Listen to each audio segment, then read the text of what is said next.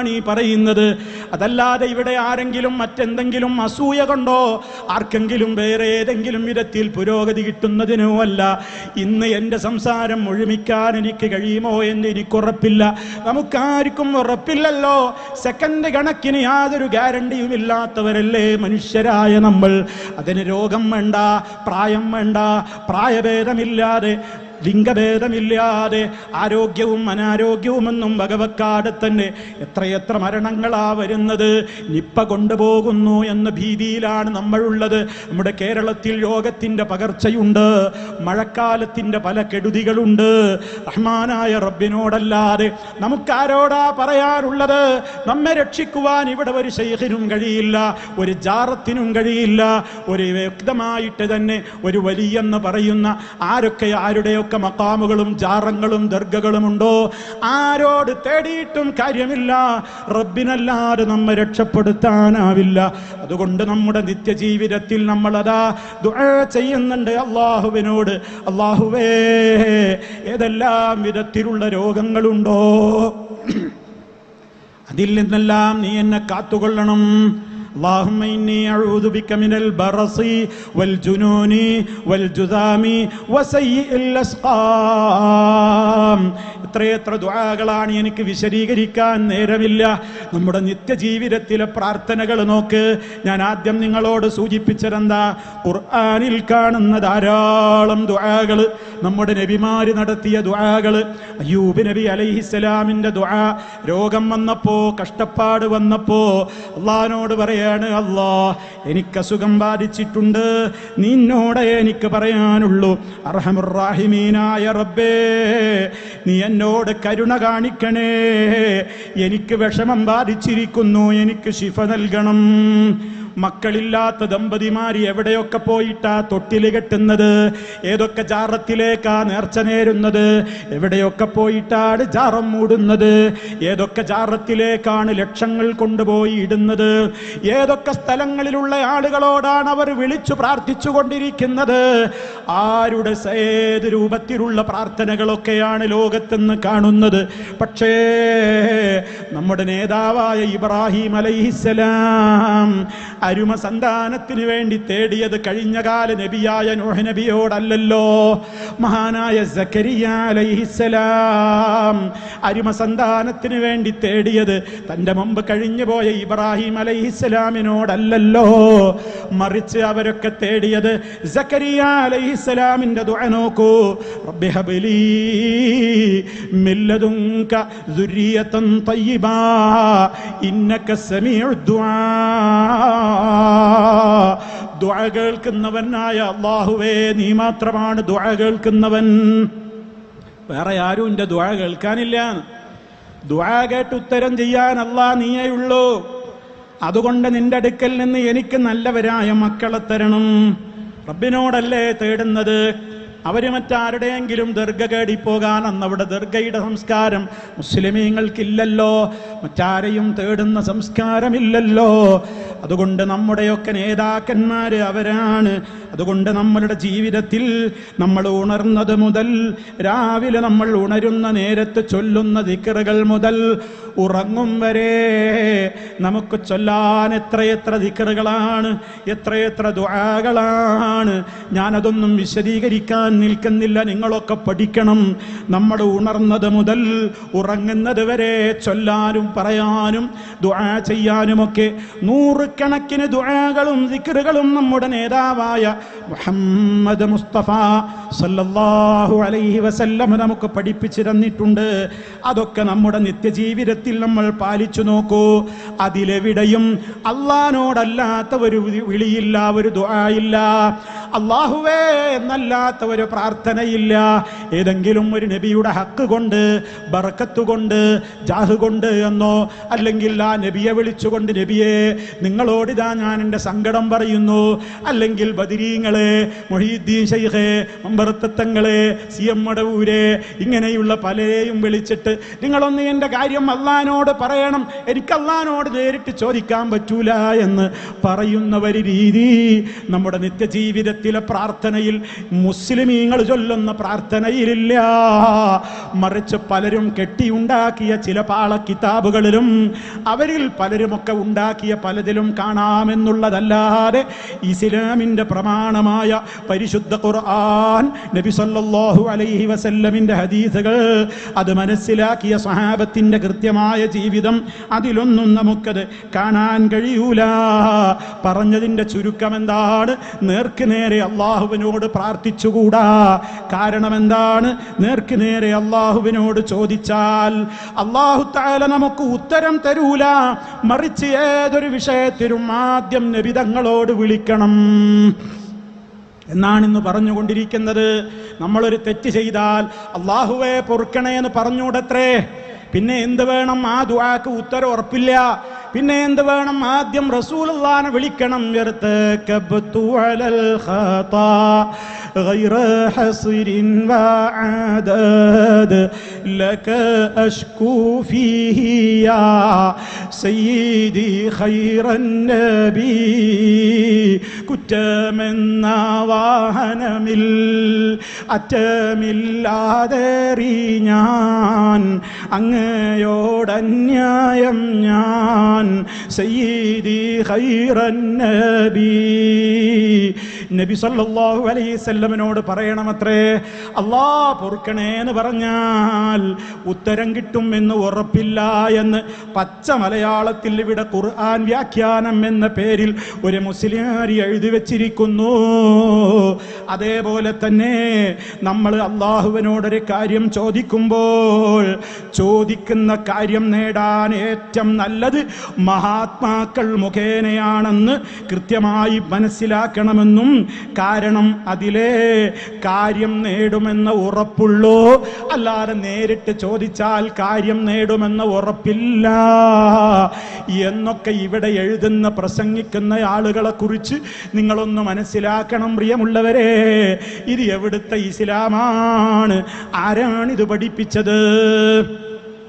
മറിച്ച് അള്ളാഹുവിൻ്റെ റസൂൽ സല്ലല്ലാഹു അലൈഹി വസല്ലമ, സ്വഹാബത്ത്, അവരൊക്കെ റബ്ബിനോടല്ലേ തേടിയത്? റബ്ബിനോട് തേടാനല്ലേ പഠിപ്പിച്ചു തന്നിട്ടുള്ളത്? നിത്യജീവിതത്തിലെ പ്രാർത്ഥനകളെ കുറിച്ചെല്ലാം നമ്മളത് കൃത്യമായി തന്നെ നിങ്ങളതൊക്കെ പഠിക്കണം എന്നാണ് എനിക്ക് സൂചനകളായി പറയാനുള്ളത്. അതേ അവസരത്തിൽ റബ്ബിനോടുള്ള പ്രാർത്ഥനകൾ പലർക്കും ഇന്ന് അറിഞ്ഞുകൂടാ. സ്വർഗം ഇൻഷൂർ ചെയ്യുന്ന പ്രാർത്ഥനയുണ്ട് നമുക്ക്, നിത്യജീവിതത്തിൽ ചൊല്ലേണ്ടതാണ്. സൂചന മാത്രം പറയാണ്. സയ്യിദുൽ ഇസ്തിഗ്ഫാർ എന്ന് പറഞ്ഞിട്ടൊരു ദുആയുണ്ട്. ഈ ശബ്ദം ശ്രവിക്കുന്നവരെല്ലാവരും ദിവസത്തിൽ പകൽ ഒരു തവണയും രാത്രി ഒരു തവണയെങ്കിലും നിങ്ങളതൊക്കെ ചൊല്ലണം എന്ന് മാത്രമേ എനിക്കിപ്പോൾ പറയാൻ നേരമുള്ളൂ. അങ്ങനെ നൂറുകണക്കിന് ദുആകളുണ്ട്, ദിക്റുകളുണ്ട്. എല്ലാം നമുക്കുള്ള കാവലുകളാണ്, നമുക്കുള്ള പ്രൊട്ടക്ഷനുകളാണ്, നമുക്കുള്ള സുരക്ഷയാണ്. സർവവും അള്ളാഹുവിനോടുള്ള തേട്ടമാണ്.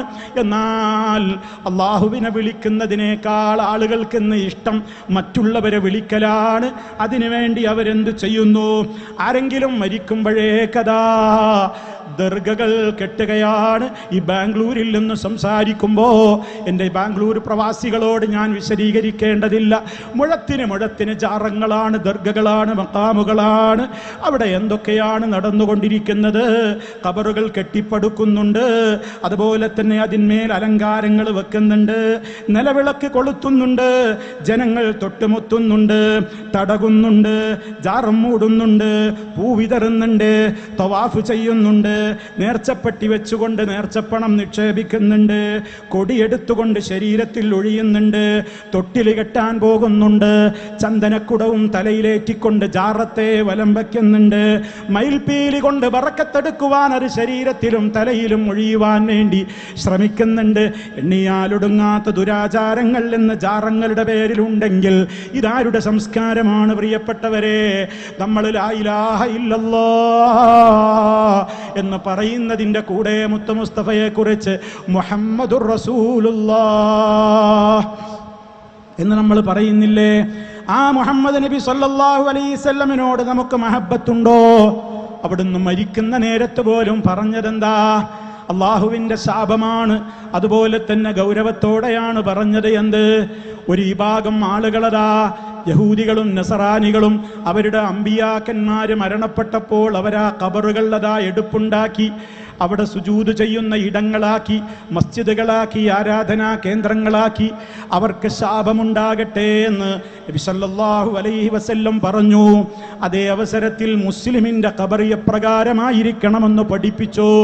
ഒരു മുസ്ലിമിന്റെ ഖബറും എന്ത് ചെയ്യരുത്? കെട്ടിപ്പൊക്കാൻ പാടില്ല, മറിച്ച് സമനിരത്തിലും ആക്കാൻ പറ്റൂല. ഖബറെന്ന നിലക്ക് ഖബറും ചവിട്ടാൻ പാടില്ല, അതിന്മേൽ മലമൂത്ര വിസർജനം പാടില്ല, അതിന്മേൽ കയറി ഇരിക്കാൻ പാടില്ല. അതുകൊണ്ട് ആർക്കും കണ്ടാൽ മനസ്സിലാകണം ഇതൊരു മുസ്ലിമിന്റെ ഖബറാണെന്ന്. അത് മനസ്സിലാകുന്ന വിധത്തിൽ ഭൂമിയിൽ നിന്ന് ഒരു ചാണ് ഉയർത്താനാണ് ഇസ്ലാം പഠിപ്പിച്ചിട്ടുള്ളത്. നബി സല്ലല്ലാഹു അലൈഹി വസല്ലം പറഞ്ഞു, അള്ളാഹുവിന്റെ റസൂലതാ ഖബർ കുമ്മായമിടുന്നത് വിരോധിച്ചു, അതിന്മേലിരിക്കുന്നത് വിരോധിച്ചു, അതിന്മേൽ എടുപ്പുണ്ടാക്കുന്നതും വിരോധിച്ചു. നബിമാരുടെ ഖബറുകൾ പോലും കെട്ടിപ്പടുത്ത് അതിന്മേൽ ആരാധനാലയങ്ങൾ ഉണ്ടാക്കിയപ്പോൾ അവരെക്കുറിച്ച്, യഹൂദി നസറാനികളെ കുറിച്ച് അള്ളാഹുവിന്റെ റസൂല് ശപിച്ചുവെങ്കിൽ, ഇവിടെ ഇതാ ചില ആളുകൾ പറയുന്നു ഖബർ കെട്ടിപ്പടുക്കാൻ പാടില്ല എന്ന് പറയുന്നതും അതിന്മേൽ മൂടാൻ പാടില്ല, പട്ട് മൂടാൻ പാടില്ല എന്നൊക്കെ പറയുന്നത് സാധാരണക്കാരെ കുറിച്ചാണ്. തങ്ങന്മാരും ഔലിയാക്കന്മാരും ബീവിമാരും ഒക്കെ ആണെങ്കിൽ നല്ല ഉയരത്തിൽ കെട്ടിപ്പടുത്ത് അലങ്കരിക്കണമെന്ന്. ഇതെങ്ങനെയാ ശരിയാവുക? അള്ളാന്റെ റസൂല് യഹൂദി നസറാനികളെ ശപിച്ചപ്പോ കാരണം പറഞ്ഞതെന്താ? അവരുടെ നബിമാരുടെ ഖബറുകളെ അവരലങ്കരിച്ചുകൊണ്ട് ആരാധനാ കേന്ദ്രങ്ങളാക്കി എന്നാണ്. അതിനെയാണ് അള്ളാന്റെ റസൂല് ശപിക്കുന്നത്. നബിമാരുടെ ഖബറുകളെപ്പോലും അങ്ങനെ ചെയ്തപ്പോൾ അവർക്ക് ശാപമുണ്ടെന്നാണ് പറഞ്ഞതെങ്കിൽ, സഹോദരന്മാരെ നിങ്ങൾ ആലോചിച്ചു നോക്ക്. മുത്ത് മുസ്തഫായുടെ മരണത്തിന്റെ നേരത്ത് പോലും പറഞ്ഞ കാര്യമാണ്. നിങ്ങൾ ഒരിക്കലും ആ രൂപത്തിലുള്ള പ്രവർത്തനങ്ങളിലേക്ക് പോകരുത്. ഞാനിതാ അത്തരം ആളുകളുടെ പ്രവർത്തനങ്ങൾ അരുതേ എന്ന് ഞാൻ നിങ്ങളോട് ഗൗരവത്തോടെ വിലക്കുന്നു. റസൂലുള്ള മരിക്കുന്ന നേരത്ത്, വഫാത്താകുന്ന നേരത്ത് നൽകിയ വസിയത്താണ് എന്ത്? ജാറമുണ്ടാക്കരുത്, അത് കെട്ടിപ്പടുക്കരുത്, കുമ്മായമിടരുത്, അതിന്മേൽ വിളക്ക് കൊളുത്തരുത്, എടുപ്പുണ്ടാക്കരുത്, ആ വിധത്തിലുള്ള കാര്യങ്ങൾ വിളക്ക് കൊളുത്തരുത്, ഒക്കെ ശാപം കിട്ടുന്ന കാര്യങ്ങളാണെന്ന് പറഞ്ഞിട്ട് നിങ്ങൾ ആലോചിച്ചു നോക്കൂ. ആ മുഹമ്മദ് മുസ്തഫ സല്ലല്ലാഹു അലൈഹി വസല്ലമിന്റെ ആളുകൾ ഞങ്ങളാണെന്ന് പറയുന്ന ആളുകളിൽ അതാ ഇപ്പൊ അടുത്ത് മരിച്ചുപോയവര് തങ്ങള്, അയാൾ കൂറത്തങ്ങൾ എന്ന് പറയുന്ന തങ്ങള് മരിച്ചപ്പോഴേക്ക് അവിടെ ഉണ്ടാക്കിയ പുകിലുകൾ എന്തൊക്കെയാണ്? ഒരാളുടെ ഖബറ് ഒരു ചാണിലപ്പുറം ഉയർത്താൻ പാടില്ലെന്നതാണ് നബി തങ്ങൾ പറഞ്ഞത്. റസൂലുള്ളാഹിന്റെ ഖബർ അങ്ങനെയാണ്, അബൂബക്കർ റളിയല്ലാഹു അൻഹുവിന്റെ ഖബർ അങ്ങനെയാണ്, ഉമർ ഖത്താബ് റളിയല്ലാഹു അൻഹുവിന്റെ ഖബർ അങ്ങനെയാണ്. അങ്ങോട്ട് ഞാൻ വരുന്നുണ്ട്. അതിന്റെ മുമ്പ് നിങ്ങളൊന്ന് കണ്ടു നോക്കൂ. അതേ അടുത്ത ദിവസം മരിച്ചുപോയ തങ്ങള് മരിച്ചപ്പോഴേക്ക് രാവിലെ ഖബറിന്റെ ഒരു രൂപം, വൈകുന്നേരമായപ്പോ മാറി, പിറ്റേന്നായപ്പോഴേക്ക് മോഡല് മാറി, മൂന്നാം ദിവസമായപ്പോഴേക്ക് മോഡല് മാറി. അങ്ങനെ അതാ മുഹമ്മദ് മുസ്തഫ സല്ലല്ലാഹു അലൈഹി വസല്ലമ അരുതെന്ന് പറഞ്ഞിട്ടുള്ള എന്തെല്ലാം കാര്യങ്ങളുണ്ടോ അതേ ജാറത്തുമ്മൽ പട്ടുമൂടി, അവിടെ നാലു ഭാഗവും അതേ ഗ്രിൽസുകൾ കെട്ടി, അവിടെ അതാ വെള്ളം വെക്കുന്നു, കറാമത്ത് ചാർജ് ചെയ്യാനും ബറക്കത്തെടുക്കാനും എന്ന് പറഞ്ഞ് പെട്ടി വെക്കാനുള്ള നേരം പോലുമില്ല. അപ്പോഴേക്ക് പണക്കെട്ടുകൾ അങ്ങോട്ട് വിതറുകയാണ്. ഓ പ്രിയപ്പെട്ടവരെ, ആരെങ്കിലും ദർഗ കൊണ്ടോ മഖാമു കൊണ്ടോ ജീവിക്കുന്നതിലെ അസൂയ കൊണ്ടല്ല, മറിച്ച് നമ്മുടെ പണത്തേക്കാളപ്പുറം പോക്കറ്റടിക്കപ്പെടുന്നത് നമ്മുടെ ഈമാനാണ്. ഖബറിൽ ചോദ്യം ചോദിക്കുമ്പോ നിന്റെ റബ്ബാരടോ, നിന്റെ നബിയെ കുറിച്ച് നിനക്ക് എന്താണടോ അറിയാ, നിന്റെ ദീനേതടോ?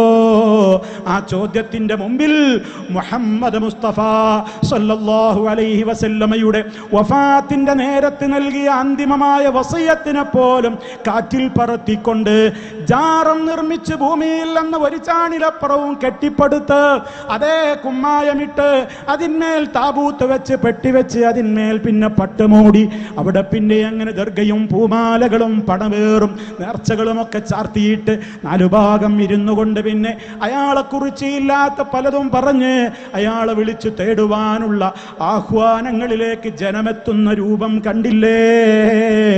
എത്ര ഗൗരവമാണ് ഉമ്മമാരെ, എത്ര ഗൗരവമാണ് സഹോദരന്മാരെ. ഇത് പറയാൻ പാടില്ലെന്നാണോ നമ്മൾ മനസ്സിലാക്കിയത്? ഇത് പറഞ്ഞാൽ നാട്ടിൽ കുഴപ്പമുണ്ടാകുന്നാണോ പറയുന്നത്? നമുക്ക് വലുത് നമ്മുടെ ഇസ്ലാമല്ലേ, നമ്മുടെ ദീനല്ലേ? ആര് മരിച്ചാലും ഭൂമിയിൽ നിന്ന് ഒരു ചാണിലപ്പുറം ഖബർ ഉയർത്താൻ പാടില്ല. മഹാനായ നബി സല്ലല്ലാഹു അലൈഹി വസല്ലമിന്റെ ഖബറദാ മദീനത്ത് പച്ചക്കുബ്ബ കണ്ടില്ലേ എന്ന് പറഞ്ഞുകൊണ്ട് ആളുകളെ തെറ്റിദ്ധരിപ്പിക്കുന്ന ചില പ്രഭാഷകന്മാരുണ്ട്. മദീനത്ത് പോയപ്പോ ആ ഓട്ടയുടെ ഉള്ളിലൂടെ ഗ്രിൽസിന്റെ ഉള്ളിലൂടെ ഞാൻ നോക്കുമ്പോ ഇങ്ങനെ പുതച്ച് എത്ര ഉയരത്തിലുള്ള ഖബറാമുത്ത് നബിയുടെ ഖബറെന്ന് പറഞ്ഞിട്ട് നബി തങ്ങളുടെ ഖബറാണെന്ന് പറഞ്ഞിട്ട് ചില ഫോട്ടോകളതാ അള്ളാന്റെ റസൂലിന്റെ ഖബറാണെന്ന് പറഞ്ഞിട്ട് ചില്ലിലിട്ട് സൂക്ഷിച്ചുകൊണ്ട് ചില വീടുകളിൽ മുത്ത് മുസ്തഫയുടെ റൗളയാണ് അവിടുത്തെ ഖബറാണതെന്ന് പറഞ്ഞുകൊണ്ട് എത്രയെത്ര കള്ള ഫോട്ടോകളാണ് ഈ സമൂഹത്തിലേക്ക് മുത്ത് നബിയുടെ ഖബറാണെന്ന് പറഞ്ഞുകൊണ്ട് പ്രചരിപ്പിച്ചുകൊണ്ടിരിക്കുന്നത്. ഓ പ്രിയപ്പെട്ടവരെ, ആ ഖബറിന്ന് ഒരാൾക്കും കാണാൻ കഴിയൂല. അള്ളാഹുവിന്റെ റസൂല് പറഞ്ഞതാണ്, എന്റെ ഖബർ അത് ആരാധിക്കപ്പെടുന്നൊരു വിഗ്രഹമായി മാറാൻ പാടില്ല. ആ നിലക്കുള്ള ഒരു പ്രവർത്തികൾ നടക്കാതിരിക്കാൻ, ആ ഖബർ കാണാൻ പോലും അവസരമില്ലാതിരിക്കാനാണ് മുത്ത് മുസ്തഫയുടെ തേട്ടമുണ്ടായത്. അതേ, ഇന്നത് കാണാൻ കഴിയാത്ത നിലയ്ക്ക് ഒരു 4-5 ഗ്രിൽസുകളുടെയും അറകൾക്കും അകത്താണ് ആ ഖബറുകൾ. നമുക്കിന്ന് കാണാനാവില്ല. 3 ഖബറുകൾ അതിൻ്റെ അകത്തുണ്ട്. എന്താ 3 ഖബറിന്റെയും വലിപ്പം? ഒരു ചാണിലപ്പുറം അത് ഉയർത്തിയിട്ടില്ല. മൗലവി, നിങ്ങൾ എങ്ങനെയാ കണ്ടത്? കാണാൻ പറ്റൂലെങ്കിൽ നിങ്ങളായിട്ട് എങ്ങനെയാ കണ്ടത്? അവിടുത്തെ ഭരണാധികാരികൾ പോലും അത് തുറക്കാറില്ല. അതിലേക്ക് പ്രവേശിക്കാൻ ജനലുകളില്ല, വാതിലുകളില്ല, ഒന്നുമില്ല. ആ 3 ഖബറുകളും അവിടെ എങ്ങനെയായിരുന്നു അതിൻ്റെ തുടക്കത്തിലെന്ന് മഹാന്മാരായ സ്വഹാബിമാരാ പറയുന്നത്. അള്ളാന്റെ റസൂലിനെ കണ്ട സ്വഹാബിയായ ജാബിർ റളിയല്ലാഹു അൻഹു പറയുന്നത് കേൾക്കണോ? അള്ളാഹുവിന്റെ റസൂലിന്റെ ഖബർ ഞാൻ കണ്ടു. അത് കണ്ടപ്പോൾ വറുഫിയ ഖബറുഹു മിനൽ അർളി നഹ്വൻ മിൻ ശിബിരിൻ കദാ വജത്തുഹു. നബി സല്ലല്ലാഹു അലൈഹി വസല്ലമിന്റെ ഖബർ ഞാൻ കണ്ടപ്പോൾ ഏകദേശം ഒരു ചാണ് ഉയർത്തപ്പെട്ട നിലക്കാണ് കണ്ടത്. ഇതാരാ പറയുന്നത്? റസൂലുള്ളാഹിനെ കണ്ട സ്വഹാബിയാണ് പറയുന്നത്. ഇനി അതിന്റെ ശേഷം എന്ത് സംഭവിച്ചു നിങ്ങൾ ശരിക്കും മനസ്സിലാക്കണം. പിൽക്കാലത്തും അങ്ങനെ തന്നെയാണ്. കുറെ കാലം കഴിഞ്ഞു മഹദിയായ ഉമ്മ ആയിഷ റളിയല്ലാഹു തആല അൻഹ അതേ വീട്ടിൽ തന്നെയാണ് താമസിക്കുന്നത്. ഒരു കർട്ടനിന്റെ അപ്പുറത്ത് 3 ഖബറുകളുണ്ട്. അവിടെയാണ്, ഇപ്പുറത്തെ റൂമിലാണ് നമ്മുടെ ഉമ്മ ആയിഷ റളിയല്ലാഹു അൻഹ താമസിക്കുന്നത്. അവിടെ കഥാ അബൂബക്കർ സിദ്ദീഖ് റളിയല്ലാഹു അൻഹുവിന്റെ തന്നെ മകന്റെ മകനായ പേരക്കുട്ടിയായ ഖാസിം റളിയല്ലാഹു തആല അൻഹു കയറി ചെല്ലുകയാണ്. എന്നിട്ട് ഉമ്മയോട് പറയാണ്, ഉമ്മ, എൻ്റെ പ്രിയപ്പെട്ട ഉമ്മ, ഇക്ഷിഫീലി അൻ ഖബരിൻ നബി സല്ലല്ലാഹു അലൈഹി വസല്ലമ വസാഹിബൈ. അല്ലാഹുവിന്റെ റസൂലിന്റെ ഖബറൊന്ന് എനിക്ക് കാണിച്ചു തരൂ ഉമ്മ. അബൂബക്കർ റളിയല്ലാഹു അൻഹുവിന്റെ ഖബറൊന്ന് കാണിച്ചു തരൂ ഉമ്മ. ഉമർ ഖത്താബ് റളിയല്ലാഹു അൻഹുവിന്റെ, അങ്ങനെ ഈ 3 ഖബറുകളും എനിക്കൊന്ന് കാണിച്ചു തരൂ ഉമ്മ. കാരണം ഉമ്മയാണ് അതിൻ്റെ അകത്തുള്ളത്. ആ ഉമ്മയുടെ വീട്ടിലാണ് മുത്ത് മുസ്തഫയെ ഖബറടക്കിയിട്ടുള്ളത്. അവിടെയാണ് അവിടുന്ന് വഫാത്തായിട്ടുള്ളത്. അവിടെ തന്നെയാണ് അബൂബക്കർ റളിയല്ലാഹു അൻഹുവിന്റെയും ഖബറുള്ളത്, ഉമർ ഖത്താബ് റളിയല്ലാഹു അൻഹുവിന്റെയും ഖബറുള്ളത്. ആ ഒരൊറ്റ റൂമിലാണ്. ഇപ്പുറത്താണ് ഉമ്മ താമസിക്കുന്നത്. ആ ഉമ്മയോടാണ് ചോദിക്കുന്നത്, ഉമ്മ, ഈ 3 ഖബറുകൾ ഞാനൊന്ന് കണ്ടോട്ടെ. ഇതാരാ ചോദിക്കുന്നത്? ഖാസിം റഹിമഹുള്ളയാണ്. അദ്ദേഹം ഹിജ്റ 35 ജനിച്ചിട്ട് അദ്ദേഹം ഹിജറ 108 വഫാത്താകുന്നതെന്ന് ഓർക്കണം. ആ വ്യക്തി, ആ മഹാനായ സഹാബി ആയിഷുമ്മ ബീവിയിൽ നിന്ന് ഇൽമ പഠിച്ച വലിയ പണ്ഡിതനാണ്. മഹദിയായ പണ്ഡിതയായ നമ്മുടെ ഉമ്മമാരുടെ കൂട്ടത്തിൽ ഏറെ വലിയ പാണ്ഡിത്യമുണ്ടായിരുന്ന ഉമ്മയാണ് പ്രിയപ്പെട്ട നമ്മുടെ ഉമ്മ ആയിഷ റളിയല്ലാഹു അൻഹാ. ആ ഉമ്മയോടാണ് സമ്മതം ചോദിച്ചുകൊണ്ട് ഈ ഖബറൊന്ന് കണ്ടോട്ടെ എന്ന് പറയുന്നത്. അപ്പോൾ അവരെനിക്ക് കാണിച്ചു തന്നു. അവരിപ്പുറത്ത് കർട്ടനിന്റെ പുറത്ത് താമസിക്കുന്നു. ആ കർട്ടൻ അങ്ങ് നീക്കി കാണിച്ചു തന്നു. അപ്പോൾ ഞാൻ 3 ഖബറുകളും കണ്ടപ്പോ അത് ഭൂമിയിൽ നിന്നധികം ഉയർത്തപ്പെട്ട നിലക്കല്ല കണ്ടത്, ഭൂമിയോട് സമതരപ്പുമായിട്ടല്ല കണ്ടത്. അതിന്മേൽ ചുവന്ന ചരൽക്കല്ലുകൾ പാകിയിട്ടുണ്ട്. ആ ഖബറിനെ കുറിച്ച് ജാബിർ റളിയല്ലാഹു അൻഹു പറഞ്ഞത്, നഹ്വം മിൻ ശിബിരിൻ, ഭൂമിയിൽ നിന്ന് ഒരു ചാണിലപ്പുറം ഉയർന്നിട്ടില്ല. ഇതാ മുസ്ലിമിന്റെ ഖബറ്. അത് തങ്ങളെ ഖബറാണെങ്കിൽ ഒരുപാട് പൊക്കാം, ഔലിയപ്പാപ്പയാണെങ്കിൽ ഒരുപാട് ഉയർത്താം എന്നൊക്കെ ആരാണ് പ്രിയപ്പെട്ട മുസ്ലിമെ പഠിപ്പിച്ചത്?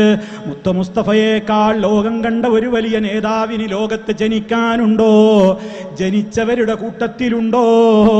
ആ മുത്ത മുസ്തഫയുടെ ഖബറ് ഒരു ചാണിലപ്പുറം ഉയർത്തപ്പെട്ടിട്ടില്ല. അപ്പോൾ പിന്നെ പച്ചക്കുബ്ബ പിന്നെ എങ്ങനെ വന്നു? പച്ചക്കുബ്ബ പിന്നെ ആര് നിർമ്മിച്ചു? അതിന് നബിതങ്ങൾ ഉത്തരവാദിയല്ല, സഹാബത്ത് ഉത്തരവാദിയല്ല, നമ്മുടെ ഉമ്മമാര് ഉത്തരവാദികളല്ല, താബിഈങ്ങൾ ഉത്തരവാദികളല്ല, ഹനഫി ഇമാം ഉത്തരവാദിയല്ല, ശാഫി ഇമാം ഉത്തരവാദിയല്ല, മാലിക്കി ഇമാം ഉത്തരവാദിയല്ല, ഹംബലി ഇമാം ഉത്തരവാദിയല്ല. അവരുടെയൊക്കെ എത്രയോ കാലത്തിന്റെ ശേഷം അതാ പല ഭരണാധികാരികൾ മക്ക ഭരിച്ചിട്ടുണ്ട്. അവരുടെ കൂട്ടത്തിൽ ഹിജറ 678 അതുവരെ അവിടെ ഒരു കുബ്ബയുണ്ടായി ില്ല. ഹിജറ വർഷം ഇന്ന് 1446 എത്തി നിൽക്കുന്നത്. പ്രിയമുള്ളവരെ, നിങ്ങൾ ചിന്തിച്ചു നോക്ക്. അപ്പൊ ഒരു 10-700 കൊല്ലത്തിന് മുമ്പ് ഹിജറ വർഷം 678 അതിന്മേൽ ആദ്യം കുബ്ബയുണ്ടാക്കുന്നത്. 700 ചുരുക്കി പറയാണ് ഞാൻ, ഹിജറ 765 അതൊന്ന് പുതുക്കി പണിതോ. പിന്നീട് ഹിജറ 1255 ഒരു 10-300 കൊല്ലത്തിന്റെ ഉള്ളിൽ ഇപ്പുറമായിട്ടാണ് അവിടെ എന്ത് ചെയ്തത്? അവിടെ വീണ്ടും പച്ച കുബ്ബയുണ്ടാക്കി. അതിന്റെ മുമ്പ് അവിടെ നീല കുബ്ബയായിരുന്നു. പിന്നീട് കുബ്ബത്തുൻ ഖദറ പച്ച കുബ്ബയാക്കി മാറ്റി. അതൊക്കെ പിന്നീടുണ്ടാക്കിയ നിർമ്മാണങ്ങളാണ്. ഇതിനൊന്നും ഇസ്ലാമിന്റെ പ്രമാണങ്ങളിൽ രേഖയില്ല. ഇത് ഗൗരവത്തോടെ പറയുന്നത് എന്തിനാണെന്നാൽ, മദീനത്ത് കണ്ടില്ലേ അല്ലാഹുവിന്റെ റസൂലിന്റെ ജാറും എത്രയാണ് അതിന്റെ ഉയരം എന്ന് പറഞ്ഞുകൊണ്ട് ഹജ്ജിനും ഉംറക്കുമൊക്കെ കൊണ്ടുപോകുന്നവരോട് അതാ ഗ്രിൽസിന്റെ ഉള്ളിലൂടെ നോക്കിക്കോ, എത്ര ഉയരത്തിലാ മുത്തുനബിയുടെ ജാറമുള്ളത് കണ്ടില്ലേ, പട്ടുമൂടിയിരിക്കുന്നത്. ഇതല്ലേ ഞങ്ങളും ചെയ്യുന്നത് എന്ന് ന്യായീകരണം പറഞ്ഞ് തെറ്റിദ്ധരിപ്പിക്കാതിരിക്കാനാണ് ഞാൻ എൻ്റെ പ്രിയപ്പെട്ടവരോട് ഇക്കാര്യം ഓർമ്മപ്പെടുത്തുന്നത്. അതുകൊണ്ട് ആരുടെ ഖബറാണെങ്കിലും ഭൂമിയിൽ നിന്ന് ഒരു ചാണിലപ്പുറം ഉയർത്തുന്നത് ഗൗരവമായി ഇസ്ലാം വിരോധിച്ച കാര്യമാണ്. എന്നിട്ടല്ലേ അതിന് പെയിന്റ് അടിക്കലും പട്ടുമൂടലും വിളക്ക് കൊളുത്തലും അതിനെ തൊടുന്നു, തടവുന്നു, മുത്തുന്നു, എന്തൊക്കെയാണ് ചെയ്യുന്നത്? എത്രയാണ് വിശദീകരിക്കാനുള്ളത്? ആ കാര്യങ്ങളൊക്കെ പൂവിതറുകയാണ്, മയിൽപ്പീലിയാണ്, പലതുമാണ്, സങ്കടം പറയുകയാണ്, അവിടെ രാത്രി പോയി താമസിക്കുകയാണ്, എത്തിക്കാഫിരിക്കുകയാണ്, വിളിച്ച് തേടുകയാണ്, അവരോട് സങ്കടം പറയുകയാണ്, നേർച്ച നേരുകയാണ്, ഇതിന്റെ മുമ്പിൽ സുജൂദിന്റെ കോലത്തിൽ കിടക്കുകയാണ്, സുജൂദ് ചെയ്യുകയാണ്, മുത്തമിടുകയാണ്, അവരെ എണ്ണയെടുത്തുകൊണ്ട് ശരീരത്തിൽ തടവുകയാണ്, കൊടിയെടുത്ത് ഒഴിയുകയാണ്. സന്താനത്തെ കിട്ടണം, കിട്ടിയതൊക്കെ പെൺമക്കളാണ്, ആൺമക്കൾ വേണം. ചിലർക്ക് മുഴുവൻ ആൺമക്കളാണ്, ഒരു പെൺതരി വേണം. ചിലർക്ക് വിസ വേണം, ജോലി വേണം. ചിലർക്ക് വിവാഹം വേഗം നടത്തണം, ചിലർക്ക് വിവാഹം തെറ്റിക്കണം. ഇങ്ങനെ ഒരുപാട് കാര്യങ്ങൾക്ക് വേണ്ടി ജാറങ്ങളും ദർഗകളും മഖാമുകളും കയറുന്ന സംസ്കാരം ഇസ്ലാമിൻ്റെതല്ല. ഇതൊക്കെ ഇസ്ലാമാണെന്ന് പലരും തെറ്റിദ്ധരിക്കുന്നുണ്ട്. പ്രിയപ്പെട്ട പല ആളുകളും പുറത്തുനിന്ന് ഇസ്ലാം ഇതാണെന്ന് വിചാരിക്കുന്നുണ്ട്. ഇത് ഇസ്ലാമല്ല ജനങ്ങളെ. ഇസ്ലാം എന്താണെന്ന് ഞാൻ നിങ്ങളെ കേൾപ്പിച്ചു കഴിഞ്ഞു. അതേപോലെ തന്നെ നമ്മുടെ വിശ്വാസങ്ങളിൽ അബദ്ധങ്ങൾ സംഭവിച്ചു പോകുന്ന കാര്യങ്ങളാണ് ധാരാളമായി ഇന്ന് ആളുകൾ ചെയ്യുന്നത്. ഒരു വീടെടുക്കാൻ ആളുകൾക്ക് പേടിയാണ്, ഒരു ഷോപ്പ് ഉദ്ഘാടനം ചെയ്യാൻ പേടിയാണ്. കാരണം വീടെടുക്കുമ്പോ അവിടെ കന്നിമൂല നോക്കണമെന്ന് പറയുന്നു, വാസ്തുദേവൻ കിടക്കുന്നുണ്ടെന്ന് പറയുന്നു, വാസ്തുശാസ്ത്രം നോക്കണമെന്ന് പറയുന്നു, അവിടെ സൂത്രധാരയുണ്ട്, ശൈത്താന്റെ പോക്കുവരവുണ്ട്. അതുകൊണ്ട് അവിടെ ഒരു തുളയുണ്ടാക്കണം, ഒരു ചുമരില്ലെന്ന് മറ്റേ ചുമരിലേക്ക്. അതേപോലെ അടുപ്പ് ഇന്ന ഭാഗത്ത് പറ്റൂല, ഇന്ന ഭാഗത്തേക്ക് തിരിഞ്ഞുകൊണ്ട് അടുപ്പുണ്ടായാൽ അവിടെ താമസിക്കുന്ന പെണ്ണുങ്ങൾക്കും വീട്ടുകാർക്കും രോഗം വിട്ടുമാറൂല. കിണർ ഇന്ന ഭാഗത്ത് പറ്റൂല, ടോയ്ലറ്റ് ഇന്ന ഭാഗത്ത് പറ്റൂല, ബെഡ്റൂം ഇന്ന ഭാഗത്ത് പറ്റൂല എന്നൊക്കെ പറഞ്ഞ് ലക്ഷങ്ങളും കോടികളും ചെലവഴിച്ചെടുത്തിട്ടുള്ള വീടുകൾ തല്ലിപ്പൊളിക്കാൻ വേണ്ടി ചില തങ്ങന്മാര് വടികളുമായിട്ട് ഇറങ്ങിയിട്ട് അവിടെ കൊട്ടിയിട്ട് പറയും, ഇത് പൊളിക്കണം, ഇത് നീക്കണം, അവിടെ ശരിയല്ല, ഇവിടെ പോക്ക് വരവുണ്ടെന്ന് പറഞ്ഞ് മനുഷ്യന്റെ വിയർപ്പും അധ്വാനവും അവന്റെ പണവും പോക്കറ്റടിക്കുന്ന ഈ രൂപത്തിലുള്ള ആളുകൾ ഇസ്ലാമല്ല, അള്ളാഹുവിന്റെ റസൂല് പഠിപ്പിച്ചതല്ല. മറിച്ച് നമ്മുടെ വീടകം ശൈത്താനിന്റെ കേന്ദ്രമായി മാറാതിരിക്കാൻ അവിടെ ഖുർആൻ ഓതണം. വീട്ടിലേക്ക് കയറുമ്പോ ബിസ്മി ചൊല്ലണം. അത് കുടുംബനാഥം മാത്രം ചൊല്ലിയാ പോരാ, വീട്ടിൽ താമസിക്കുന്നവർക്ക് പിശാചിന്റെ ശല്യമില്ലാതിരിക്കാൻ, വീട് ഭവനം എല്ലാ വിധത്തിലുള്ള പൈശാചിക ശല്യങ്ങളിൽ നിന്നും മുക്തമാവാൻ അതിലെ ഓരോ മെമ്പറും ശ്രദ്ധിച്ചാലേ നടക്കൂ.